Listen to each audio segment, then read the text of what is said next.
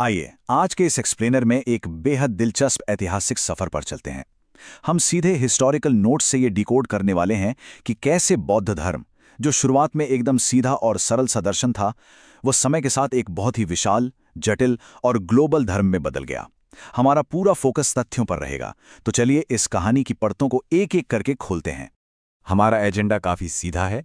सबसे पहले बात होगी महान बौद्ध संगीतियों की, फिर हम देखेंगे हीनयान और महायान का विभाजन, उसके बाद तांत्रिक संप्रदायों का उदय, फिर विद्वान और उनके पवित्र ग्रंथ, और आखिर में बात करेंगे इसके उत्कर्ष और पतन की।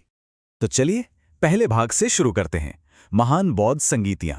किसी भी धर्म के विकास और बदलावों को समझने के लिए उन बड़ी सभाओं को समझना सबसे जरूरी है जिन्होंने असल में बदलाव के लिए उत्प्रेरक का काम किया।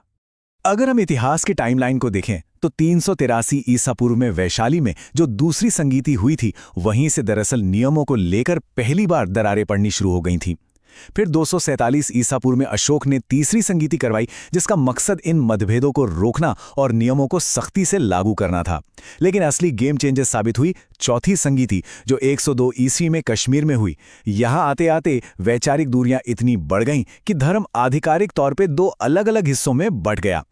लेकिन एक मिनट, धर्म के पूरे तरह से बंटने से काफी पहले ही सम्राट अशोक ने इसके विस्तार के लिए एक अविश्वसनीय कदम उठाया था। नोट्स के मुताबिक अशोक ने बुद्ध के अवशेषों को निकालकर उन्हें पूरे भारत में 84,000 स्तूपों में बांट दिया था। 84,000, जरा सोचिए, ये कोई छोटा मोटा नंबर नहीं है। ये दिखाता है कि उस दौर में इस धर्म का प्रसार कितने विशाल पैमाने पर हो रहा था। दूसरा भाग, हीनयान से महायान तक का सफर। अब ये देखना सच में बहुत दिलचस्प है कि चौथी संगीति के बाद एक ही धर्म कैसे दो बिल्कुल अलग रास्तों पर निकल पड़ा। एक तरफ था हीनयान। ये काफी हद तक एक व्यक्तिगत रास्ता था जो कड़ी साधना पर जोर देता था। ये लोग बुद्ध को केवल एक महापुरुष मानते थे और इन्होंने आम लोगों की भाषा पाली को ही अपनाए रखा। और दूसरी तरफ था महायान, जो थोड़ा ज्यादा सुधारवादी और आसान था। इन्होंने पूरी मानव जाति के कल्याण की बात की, बुद्ध को भगवान मानकर उनकी मूर्तियां पूजनी शुरू कर दी, और सबसे बड़ा बदलाव, इन्होंने अपने साहित्य के लिए एलीट संस्कृत भाषा को अपना लिया। ये सच में एक बहुत बड़ा वैचारिक शिफ्ट था। तीसरा भाग, तांत्रिक बौद्ध धर्म का उदय। जैसे जैसे सदियां बीतीं, विचारधाराओं का बंटवारा थमा नहीं, बल्कि इसने धर्म की एक अत्यधिक रहस्यमय और पूरी तरह से अलग शाखा को जन्म दे दिया। अब ये वज्रयान क्या था? दरअसल ये एक ऐसा संप्रदाय था जिसने पुराने दार्शनिक ज्ञान और सख्त नियमों को किनारे कर दिया और उसकी जगह जादुई शक्तियों, तांत्रिक मंत्रों और जटिल कर्मकांडों को ज्यादा अहमियत दी। ये सब बुद्ध के मूल उपदेशों से इतना अलग था कि अगर शुरुआती बौद्ध भिक्षु इसे देखते तो शायद पहचान ही नहीं पाते। इसने धार्मिक परिदृश्य को पूरी तरह पलट कर रख दिया था। इनकी कुछ बातें सच में बिल्कुल अलग थीं, जैसे कि पंचमकार पर फोकस, जिसमें शराब और मांस जैसी चीजें शामिल थीं। इन्होंने तारा देवी को बुद्ध की पत्नी मानकर उनकी पूजा शुरू कर दी। इनका नेतृत्व 84 सिद्धों के हाथों में था और नालंदा और विक्रमशिला जैसे बड़े विश्वविद्यालय इनके गढ़ बन गए थे। ऐतिहासिक नजरिए से ये जानना बहुत जरूरी है कि इन्हीं तांत्रिक प्रथाओं के कारण आगे चलकर भारत में बौद्ध धर्म के पतन की नींव पड़ी। चौथा भाग, विद्वान और पवित्र ग्रंथ। भले ही धर्म के अंदर कई गुट बन रहे थे, लेकिन इस दौर ने ज्ञान, दर्शन और साहित्य का एक ऐसा खजाना पैदा किया जो आज भी दुनिया को हैरान करता है। इस पूरे साहित्य की नींव त्रिपिटक पर टिकी है, यानी 3 पिटारे। पहला सुत्त पिटक, जिसमें बुद्ध के उपदेश हैं, दूसरा विनय पिटक, जो भिक्षुओं के अनुशासन के नियम बताता है, और तीसरा अभिधम्म पिटक, जिसमें इन उपदेशों की बहुत ही गहरी और दार्शनिक व्याख्या की गई है। ये अपने आप में एक पूरा जीवन दर्शन है। अब उन शानदार दिमागों की बात करते हैं जिन्होंने ये सब लिखा। ऐतिहासिक नोट्स बताते हैं कि ये विचारक कितने प्रतिभाशाली थे। नागार्जुन को ही ले लीजिए, जिन्होंने शून्यवाद का सिद्धांत दिया। नोट्स में उन्हें भारत का आइंस्टीन कहा गया है। उसी तरह कनिष्क के दरबारी कवि अश्वघोष ने बुद्धचरित लिखा और वसुबंधु ने अभिधम्मकोश तैयार किया, जिसे बौद्ध धर्म का एनसाइक्लोपीडिया माना जाता है। इसी बीच 5वीं सदी के एक बहुत मशहूर अनुवादक थे कुमारजीव। उनका एक कोट बहुत गहराई से सोचने पर मजबूर करता है। उन्होंने कहा था, मेरे कर्मों का अनुसरण करो, किंतु मेरे जीवन का नहीं। ये इतनी बेबाक और ईमानदार बात है जो प्राचीन विद्वानों के उस कठोर जीवन में एक बहुत ही गहरा मानवीय पहलू जोड़ देती है। 5वां और आखिरी भाग, उत्कर्ष और पतन। इस एक्सप्लेनर को पूरा करने के लिए हमें उन सामाजिक और व्यापक कारणों को देखना होगा जिनकी वजह से ये महान धर्म पहले शिखर तक पहुंचा और फिर अपने ही जन्मस्थान पर पतन का शिकार हो गया। शुरुआत में ये आंदोलन इतनी तेजी से क्यों फैला? इसका कारण बड़ा सीधा था। ये बहुत ही सुलभ था। इसने उस समय की कठोर वर्ण व्यवस्था को नकारा और सभी के लिए अपने दरवाजे खोल दिए। और सबसे बड़ी बात, इन्होंने संस्कृत की जगह आम लोगों की भाषा पाली का इस्तेमाल किया। साथ ही अशोक और कनिष्क जैसे बड़े राजाओं का सपोर्ट मिलने से इसे एक विश्व धर्म बनने में बहुत मदद मिली।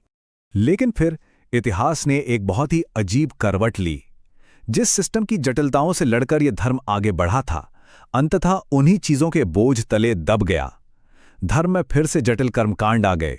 पाली को छोड़कर फिर से संस्कृत को अपना लिया गया। मठों में इतना ज्यादा दान और पैसा आने लगा कि भ्रष्टाचार बढ़ गया। और रही सही कसर तुर्की आक्रमणों ने पूरी कर दी, जिन्होंने ज्ञान के उन महान केंद्रों को ही नष्ट कर दिया। ये सब हमें एक बहुत ही गहरे सवाल पर लाकर खड़ा कर देता है।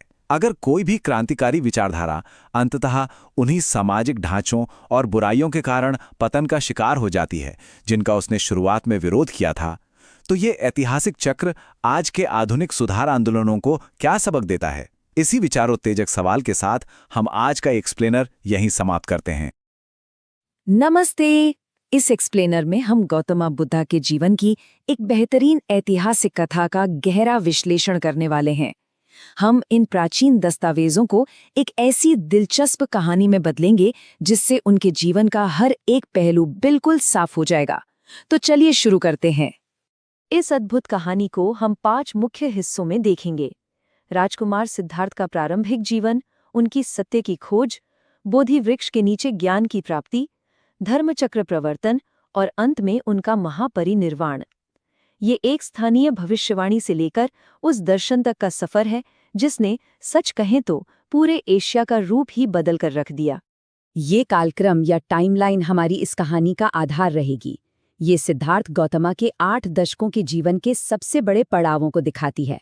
563 ईसा पूर्व में उनके जन्म से लेकर उनके संन्यास, ज्ञान प्राप्ति और अंततः 483 ईसा पूर्व में उनके महापरिनिर्वाण तक एक पूरी झलक मिल जाती है इससे। भाग 1, राजकुमार सिद्धार्थ का प्रारंभिक जीवन। कहानी शुरू होती है 563 ईसा पूर्व में। एक ऐसे राजकुमार का जन्म जिसका आगे का रास्ता उसके पिता की सोची गई राह से बिल्कुल अलग होने वाला था। मूल दस्तावेजों के मुताबिक सिद्धार्थ का जन्म लुम्बिनी वन में राजा शुद्धोदना और रानी महामाया के यहाँ हुआ था। इन्हें ही आगे चलकर शाक्य मुनि और एशिया का ज्योतिपुंज जैसी बड़ी उपाधियां मिली। एक ध्यान देने वाली बात यहाँ ये है कि उनकी माता का निधन उनके जन्म के 1 सप्ताह बाद ही हो गया था, इसलिए उनका पालन पोषण उनकी सौतेली माता महाप्रजापति गौतमी ने किया। अब प्राचीन काल में प्रतीकों यानी सिंबल्स का बड़ा महत्व होता था। गर्भस्थ होने का प्रतीक गज यानी हाथी बताया गया है और जन्म का प्रतीक कमल दर्शाया गया। एक और बहुत दिलचस्प बात है, जन्म के समय करदेवा और कौंडिन्या जैसे ब्राह्मणों ने एक भविष्यवाणी की थी। उन्होंने कहा कि ये बालक या तो एक महान चक्रवर्ती राजा बनेगा या फिर एक सन्यासी। एक दूसरे से बिल्कुल अलग दिशाएं थी दोनों। और ये 4 दृश्य स्टेप बाय स्टेप दर्शाते हैं कि वो भविष्यवाणी आखिर सच कैसे हुई। एक वृद्ध व्यक्ति, एक बीमार इंसान, एक मृतक और अंत में एक प्रसन्न सन्यासी। एक के बाद एक इन 4 दृश्यों को देखकर राजमहल की सारी सुविधाओं में पले बढ़े सिद्धार्थ अंदर तक हिला गए। इन्हीं सवालों के जवाब खोजने की तड़प ने संन्यास लेने का आधार बनाया। भाग 2, सत्य की खोज। जीवन के इन्हीं गहरे सवालों ने सिद्धार्थ को एक ऐसा बड़ा फैसला लेने पर मजबूर किया जिसने आगे चलकर सच में इतिहास बदल दिया। इस पूरी कहानी को समझने के लिए महाभिनिष्क्रमणा शब्द को जानना बहुत जरूरी है, जिसका मतलब है द ग्रेट डिपार्चर। सिर्फ 29 वर्ष की आयु में उन्होंने अपना घर छोड़ दिया। बौद्ध कला में इस घटना को अश्व यानी घोड़े के प्रतीक से दिखाया जाता है। उनके घोड़े का नाम था कंथका। अनोमा नदी के किनारे उन्होंने अपने सारथी चन्ना और घोड़े को वापस भेज दिया और एक तपस्वी का वेश धारण कर लिया। घर छोड़ने के बाद उन्होंने वैशाली में संख्या दर्शन के आचार्य अलारा कलामा को अपना गुरु बनाया। फिर राजगीर आकर उद्रका रामपुत्र से योग का ज्ञान भी प्राप्त किया। पर यहाँ एक बड़ा सवाल उठता है, इन महान और स्थापित दर्शनों को सीखने के बाद भी आखिर ऐसी क्या कमी रह गई थी कि सिद्धार्थ को आत्मशांति नहीं मिली? कुछ तो ऐसी कमी थी जो पूरी नहीं हो रही थी। यहाँ एक बहुत ही रोचक किस्सा है उरुवेला का। सिद्धार्थ ने 5 ब्राह्मण साथियों के साथ मिलकर यहाँ बेहद कड़ी तपस्या शुरू की थी, बिल्कुल अन्न जल त्याग कर। लेकिन उरुवेला में ही उन्होंने सुजाता नाम की एक कन्या के हाथों से थोड़ी खीर ग्रहण कर ली। इस एक छोटी सी घटना से उनके साथी उनसे इतने नाराज हो गए कि उनका साथ छोड़कर सारनाथ चले गए और सिद्धार्थ वहां बिल्कुल अकेले रह गए। और यहीं से कथा अपने तीसरे और सबसे अहम पड़ाव पर आती है। भाग 3, बोधि वृक्ष के नीचे जागृति। बोध गया में पीपल के पेड़ के नीचे अकेले बैठकर सिद्धार्थ अब अपने सबसे बड़े आध्यात्मिक मुकाम की ओर बढ़ रहे थे। ध्यान के दौरान उनका सामना एक बहुत ही गहरे मनोवैज्ञानिक संघर्ष से हुआ।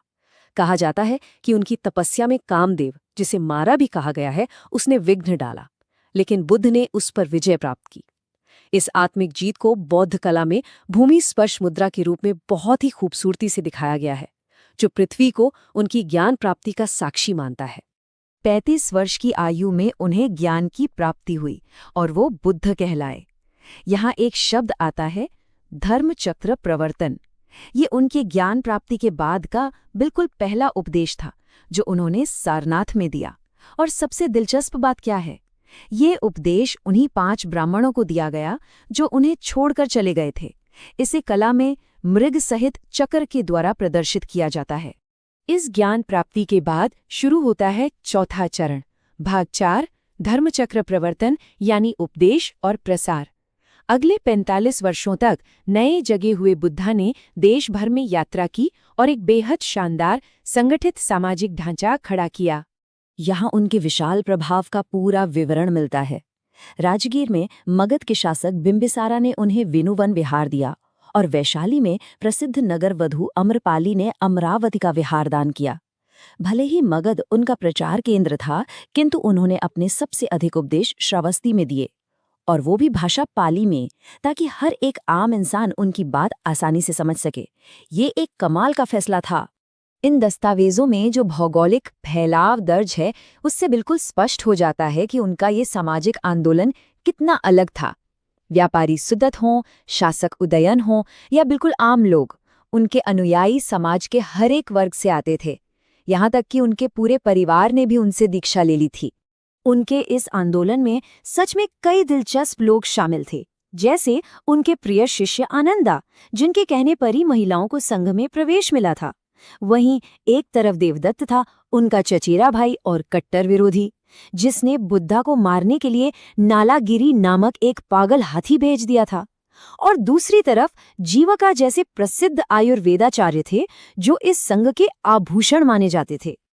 और अब कथा अपने बिल्कुल अंतिम चरण पर आती है, भाग 5, महापरिनिर्वाण और विरासत। दशकों तक चलने वाली लगातार यात्राएं और वर्षावास के बाद उनका शारीरिक सफर अब अपने अंत की ओर बढ़ रहा था। यहाँ पर उनके शुरुआती ज्ञान और उपदेशों की तुलना उनके अंतिम दिनों के सफर से की गई है। जीवन के अंतिम समय में वो पावापुरी पहुंचे। वहां चुंद नाम के एक लोहार के घर आहार में उन्होंने सुकर मद्दावा खाया। इससे उन्हें अतिसार यानी पैचिश की बीमारी हो गई और फिर उसी हालत में वो कुशीनगर की ओर चल पड़े। कुशीनगर के मल्लों के शालवन में 4883 ईसा पूर्व में 80 वर्ष की आयु में उन्होंने महापरिनिर्वाण प्राप्त किया। उन्होंने अपना बिल्कुल आखिरी उपदेश सुभद्रा को दिया था। आज भी बौद्ध कला में इस महान महापरिनिर्वाणा को स्तूपा के प्रतीक द्वारा सम्मानित किया जाता है। हिरण्यावती नदी के तट पर उनके दाह संस्कार के बाद एक बड़ा ही अजीब विवाद खड़ा हो गया। उनके शरीर के अवशेषों पर हक जताने वाले 8 अलग-अलग दावेदार सामने आ गए, जिनमें अजातशत्रु, लिच्छवी और शक्या जैसे बेहद शक्तिशाली लोग शामिल थे।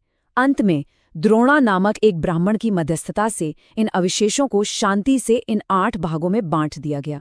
उनके इस दुनिया से जाने के बाद इस पूरी विरासत को आगे बढ़ाने की सबसे बड़ी जिम्मेदारी महाकस्सपा ने ली।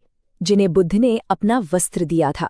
महाकस्सपा ने ही प्रथम बौद्ध संगीति यानी फर्स्ट बुद्धिस्ट काउंसिल की अध्यक्षता की, ताकि बुद्ध के दिए गए उपदेश बिल्कुल वैसे ही सुरक्षित रहें।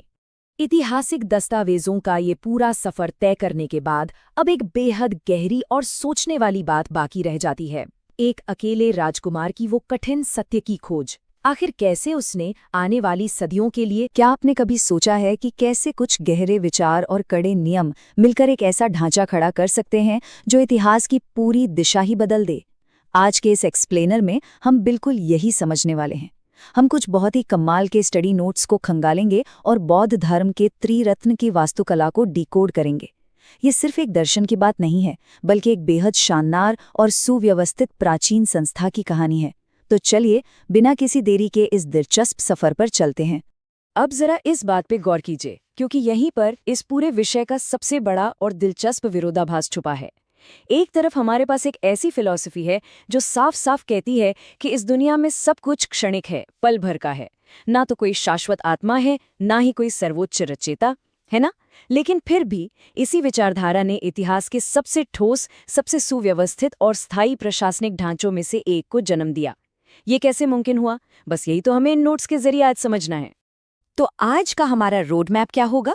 हम इन 3 रत्नों बुद्ध, संघ और धम्म के इर्द गिर्द घूमेंगे। सबसे पहले प्रमुख अनुयायियों से शुरुआत करेंगे, फिर संघ का ढांचा समझेंगे, उसके बाद दर्शन की गहराइयों में जाएंगे, दुख दूर करने वाले आर्य सत्य देखेंगे और आखिर में कुछ अहम प्रतीकों और ऐतिहासिक बैठकों की बात करेंगे। आइए सीधे अपने पहले रत्न की ओर बढ़ते हैं और देखते हैं कि वो कौन लोग थे जो सबसे पहले इस विचारधारा से जुड़े। शुरुआती अनुयायियों की बात करें तो इन नोट्स में एक बेहद दिलचस्प बात सामने आती है। इस धर्म से जुड़ने वाले लोगों की बैकग्राउंड कितनी अलग अलग थी। मतलब एक तरफ तो अंगुलीमाल जैसे खूंखार डाकू का हृदय परिवर्तन हो रहा है और दूसरी तरफ रानियां और राजघराने की महिलाएं भी इसमें आ रही हैं। इसमें सबसे टर्निंग पॉइंट था महाप्रजापति गौतमी का संघ में प्रवेश। आनंद ने बुद्ध से बहुत आग्रह किया, जिसके बाद महिलाओं के लिए भिक्षुणी संघ के दरवाजे खुले और महाप्रजापति गौतमी संघ का हिस्सा बनने वाली पहली महिला बनी। उस जमाने के हिसाब से सोचिए ये कितना क्रांतिकारी कदम था। अब इन व्यक्तियों से थोड़ा जूम आउट करते हैं और देखते हैं उस बड़े संगठन को जो इन्होंने मिलके बनाया, यानी हमारा दूसरा रत्न बौद्ध संघ।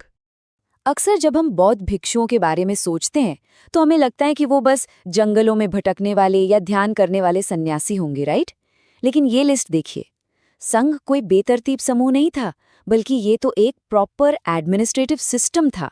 निर्माण कार्यों के लिए नवकम्मिक, खान पान देखने के लिए भंडारागारिक और कपड़ों के लिए चीवर जैसे अधिकारी तैनात थे।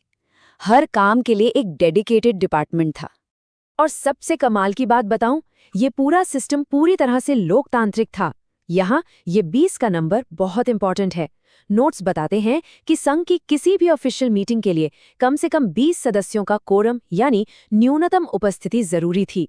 प्रस्तावों पर बाकायदा वोटिंग होती थी, और वो भी सीक्रेट बैलेट और डायरेक्ट वोटिंग दोनों तरह से। 2500 साल पहले इस लेवल की डेमोक्रेसी वाकई हैरान करती है। हालांकि इस संघ में एंट्री पाना कोई बच्चों का खेल नहीं था। इसके 2 बहुत ही क्लियर स्टेप्स थे। पहला था प्रवज्या, जिसका मतलब था अपना घर-बार छोड़कर एक श्रामणेर या नौसिखिया बनना, और फिर 20 साल की उम्र पूरी होने पर उपसंपदा दी जाती थी, जो संघ में आपकी फुल और ऑफिशियल एंट्री मानी जाती थी। एक और बात, एंट्री के लिए आपकी उम्र कम से कम 15 साल होनी ही चाहिए थी, और वो भी माता पिता की परमिशन के साथ। अब जहां इतने कड़े नियम होंगे वहां अनुशासन तो होगा ही, और संघ इस मामले में बहुत सख्त था। नोट्स में ब्रह्म दंड का जिक्र है। ये कोई आम सजा नहीं थी, ये था संपूर्ण सामाजिक बहिष्कार, यानी कम्युनिटी से पूरा बॉयकॉट। ये साफ दिखाता है कि संघ में लॉ एंड ऑर्डर को कितनी सीरियसली लिया जाता था। और दिलचस्प बात यह है कि खुद बुद्ध ने अपने महापरिनिर्वाण से ठीक पहले अपने ही सारथी छंदक को ये सजा देने का आदेश दिया था। आगे बढ़ने से पहले जरा इनके भौतिक स्ट्रक्चर्स को भी क्लियर कर लेते हैं, क्योंकि अक्सर लोग इन 2 शब्दों में कंफ्यूज हो जाते हैं, चैत्य और विहार। देखिए, इसे ऐसे समझिए, चैत्य का जुड़ाव अध्यात्म से था। ये महापुरुषों के समाधि स्थल थे जहां उनके अवशेष होते थे और धीरे धीरे ये पूजा के केंद्र बन गए। जबकि विहार का पर्पस बिल्कुल प्रैक्टिकल था। ये भिक्षुओं के रहने के लिए बनाए गए आवासीय स्थान यानी रेजिडेंशियल क्वार्टर्स थे। चलिए अब उस गहरी फिलॉसफी की तरफ चलते हैं जो इस पूरे संगठन की नींव थी। ये है हमारा तीसरा रत्न, धम्म। बौद्ध दर्शन को समझने के लिए आपको इन 4 पिलर्स को समझना होगा। पहला, ये अनीश्वरवादी है, यानी किसी ईश्वर या रचयिता को नहीं मानता। दूसरा, ये अनात्मवादी है, जो किसी परमानेंट आत्मा के होने को भी नकारता है। लेकिन अब यहां देखिए, आत्मा नहीं है, फिर भी ये कर्मवादी है, मतलब आपको अपने कर्मों का फल मिलेगा और वही पुनर्जन्म तय करेगा। और चौथा है क्षणिकवादी, जिसका मतलब है कि इस ब्रह्मांड में सब कुछ पल पल बदल रहा है, कुछ भी परमानेंट नहीं है। बिना स्थायी आत्मा के पुनर्जन्म का ये कॉन्सेप्ट फिलॉसफी के इतिहास में वाकई बहुत यूनिक है। और इस पूरी फिलॉसफी का जो सबसे कोर सिद्धांत है वो है प्रतीत्या समुत्पाद। थोड़ा भारी शब्द लग सकता है, लेकिन इसका मतलब बहुत लॉजिकल है। इसका सीधा सा मतलब है कि हर चीज किसी न किसी कारण या परिस्थिति पर डिपेंडेंट है। Nothing is independent. नोट्स के मुताबिक यही बुद्ध की शिक्षाओं का असली सार है और इसी से वो क्षणिकवाद का आइडिया भी निकला है कि कैसे चीजें एक दूसरे से जुड़कर पैदा होती हैं और खत्म होती हैं। अब आप सोच रहे होंगे कि अगर स्थायी आत्मा है ही नहीं तो फिर इंसान आखिर है क्या? नोट्स इसके जवाब में बताते हैं कि हमारा जो व्यक्तित्व है वो असल में सिर्फ 5 चीजों यानी 5 स्कंधों का एक कॉम्बिनेशन है। ये हैं रूप, वेदना, संज्ञा, संस्कार और विज्ञान। हम कोई एक सॉलिड आत्मा नहीं है, बल्कि बस इन 5 बहते हुए एलिमेंट्स का एक जोड़ है। देखा जाए तो मानव मनोविज्ञान को समझने का ये कितना मॉडर्न और एनालिटिकल तरीका है। तो फिलॉसफी तो हमने समझ ली, लेकिन एक आम इंसान अपनी रोजमर्रा की जिंदगी की तकलीफों से कैसे निपटे? यहीं एंट्री होती है कॉज एंड इफेक्ट की प्रैक्टिकल अप्रोच की। ये जो 4 आर्य सत्य हैं, इन्हें आप बिल्कुल किसी डॉक्टर के इलाज करने के तरीके से जोड़कर देख सकते हैं। स्टेप 1, बीमारी की पहचान करना, यानी ये एक्सेप्ट करना कि दुनिया में दुख है। स्टेप 2, बीमारी की जड़ पकड़ना, यानी दुख समुदाय, जिसका असल कारण हमारी अपनी इच्छाएं और अज्ञानता है। स्टेप 3, ये जानना कि इलाज मुमकिन है, दुख निरोध, मतलब अगर इच्छाएं खत्म तो दुख भी खत्म। और आखिरी स्टेप, इलाज का नुस्खा, दुख निरोधगामिनी प्रतिपदा, यानी वो रास्ता जिस पर चल के आप इस दुख से बाहर आ सकते हैं। और वो इलाज का नुस्खा क्या है? वो है ये अष्टांगिक मार्ग। इसमें 8 सम्यक यानी सही आचरण बताए गए हैं। सही दृष्टि, सही संकल्प, वाक, कर्मांत, आजीव, व्यायाम, स्मृति और समाधि। मैं इन सब की डिटेल में नहीं जाऊंगा, लेकिन समझने वाली बात यह है कि ये कोई बस हवाई बातें नहीं है। ये अपनी जिंदगी को सही ट्रैक पर लाने का एक बेहद अनुशासित और प्रैक्टिकल ब्लूप्रिंट है। इसी आचरण को और भी क्लियर करने के लिए 10 शील यानी 10 रूल्स बनाए गए। यहाँ नोट्स में एक बहुत ही प्रैक्टिकल डिवाइड दिखता है। जो पहले 5 रूल हैं, जिन्हें हम पंचशील कहते हैं, वो तो सबके लिए थे, चाहे आप आम गृहस्थ हों या साधु। लेकिन बाकी के जो 5 कड़े नियम थे, जैसे नाच गाने से दूर रहना, दोपहर के बाद खाना ना खाना या आरामदायक गद्दों का इस्तेमाल ना करना, वो सिर्फ और सिर्फ भिक्षुओं के लिए अनिवार्य थे। चलिए अब थोड़ा और जूम आउट करते हैं। देखते हैं कि इस पूरी फिलॉसफी और इतिहास को पीढ़ियों तक कैसे सहेज कर रखा गया। इतिहास को याद रखने का सबसे बढ़िया तरीका होता है विजुअल्स या प्रतीक। नोट्स में बुद्ध के जीवन की 4 सबसे बड़ी घटनाओं को उनके खास प्रतीकों के साथ मैप किया गया है। उनके घर छोड़ने को घोड़े से दर्शाया गया है, ज्ञान प्राप्ति को बोधि वृक्ष से, उनके पहले उपदेश को चक्र से और उनके देहावसान को स्तूप से। आज भी अगर आप बौद्ध वास्तुकला को देखेंगे तो ये सारे प्रतीक आपको वहां साफ नजर आएंगे। लेकिन इन शिक्षाओं को सिर्फ प्रतीकों से तो नहीं बचाया जा सकता था ना, उन्हें लिखित रूप देना जरूरी था। और ये काम हुआ ऐतिहासिक बौद्ध संगीतियों में। नोट्स में प्रथम बौद्ध संगीति का खास जिक्र है, जो 483 ईसा पूर्व में राजा अजातशत्रु के समय राजगृह में हुई थी। ये इवेंट बहुत क्रूशल था, क्योंकि यहीं पर बुद्ध के उपदेशों और संघ के नियमों को पहली बार सुत्त पिटक और विनय पिटक के रूप में एक साथ संहिताबद्ध यानी कोडिफाई किया गया था। और इस तरह घूम फिर कर हम वापस उसी त्रिरत्न पर आ जाते हैं, बुद्ध, संघ और धम्म। ये तीनों मिलकर ही इस पूरे धर्म का ढांचा बनाते हैं। दरअसल जब भी कोई नया सदस्य संघ में शामिल होता था तो उसे इन्हीं 3 रत्नों में अपना विश्वास जताते हुए शपथ लेनी होती थी। बुद्धम शरणम गच्छामि, धम्मम शरणम गच्छामि, संघम शरणम गच्छामि। तो अब हम वापस उसी सवाल पर आते हैं जहां से हमने शुरुआत की थी। अगर एक दर्शन ये सिखाता है कि दुनिया में सब कुछ क्षणिक है, कुछ भी नहीं टिकेगा, तो फिर उसी दर्शन पर बना एक संघ अपने नियमों और अपने डेमोक्रेटिक स्ट्रक्चर के दम पर 2500 सालों तक कैसे सरवाइव कर गया? ये हमें एक बहुत गहरी बात सिखाता है। विचार चाहे कितने भी वैरागी क्यों न हो, जब उन्हें एक मजबूत, सुव्यवस्थित और अनुशासित कम्युनिटी का ढांचा मिल जाता है तो वो वक्त की हर सीमा को पार कर जाते हैं। इस एक्सप्लेनर में हमारे साथ जुड़ने के लिए आपका बहुत बहुत शुक्रिया।